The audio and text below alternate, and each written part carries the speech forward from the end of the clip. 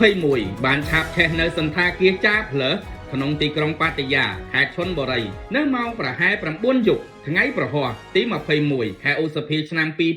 2026 ដោយសារមនុស្សជាច្រើនត្រូវបានគេរាយការណ៍ថាជាប់គាំងនៅក្នុងអគារក្រុមអ្នកពន្លត់អគ្គីភ័យបានប្រញាប់ប្រញាល់ទៅកាន់កន្លែងកើតហេតុគណៈដែលអណ្ដាតភ្លើងបានរាលដាលពាសពេញសន្តាគារគណៈដែលក្រុមអ្នកជួយសង្គ្រោះបានធ្វើការនាំយកអ្នកដែលជាប់គាំងនៅខាងក្នុងទៅកាន់កន្លែងមានសុវត្ថិភាពរហូតដល់ម៉ោង 11 យប់មន្ត្រីបានគ្រប់គ្រងអគ្គីភ័យបានត្រឹមតែមួយផ្នែកតែប៉ុណ្ណោះអ្នកទេសចរមួយចំនួនធំត្រូវបានជម្លៀសចេញដោយសារមនុស្សជាច្រើនរងទុក្ខដោយសារស្រូបផ្សែងភ្លើងបណ្ដាលឲ្យថប់ដង្ហើមនិងប៉ះពាល់សុខភាពធ្ងន់ធ្ងរអាជ្ញាធរមិនទាន់បានបញ្ជាក់ពីមូលហេតុនៃអគ្គីភ័យថាតើបណ្ដាលមកពីរឿងអ្វី